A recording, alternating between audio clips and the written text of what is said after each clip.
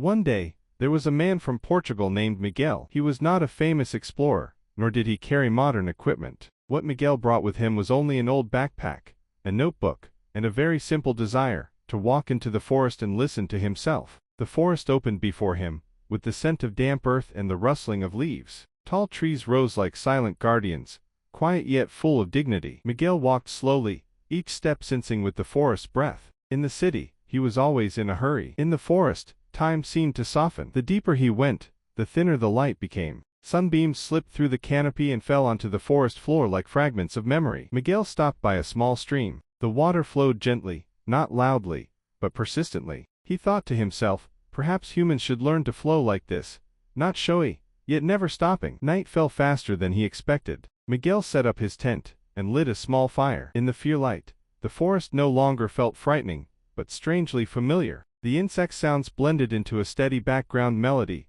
like nature's lullaby. For the first time in a long while, he slept deeply, without dreams. The next morning, Miguel continued on. The trail gradually disappeared, but he did not panic. He learned to observe moss growing on tree trunks, birdsong signaling open spaces ahead. The forest was not leading him astray, it was simply forcing him to slow down and trust his instincts. When the trees finally thinned, a wide sky opened before him. Miguel turned back for one last look. He understood then that this journey was not about conquering the forest, but about letting the forest help him see himself more clearly. When he left, Miguel carried no trophies or dramatic stories. What he took with him was a sense of calm, something small, yet powerful enough to change the way he lived from that day on. Sometimes, entering the forest is not about finding a way out, but about finding yourself again.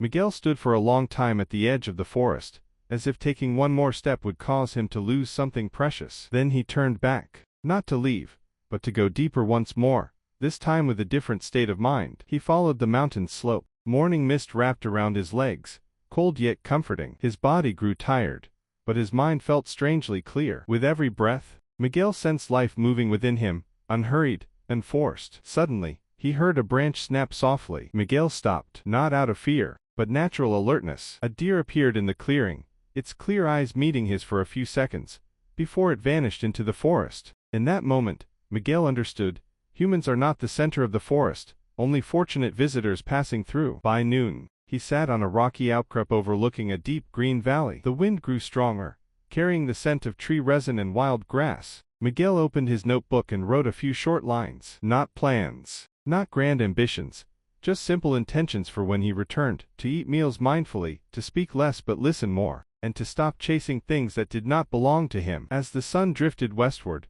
Miguel began his way back. The path no longer felt unfamiliar. The forest was the same, but the one walking through it had changed. He understood that this adventure was not over. It had merely shifted from the forest into everyday life. And perhaps, someday in the future, when his heart felt crowded with worries again, Miguel would return. The forest would still be there, silent, patient, waiting for him once more.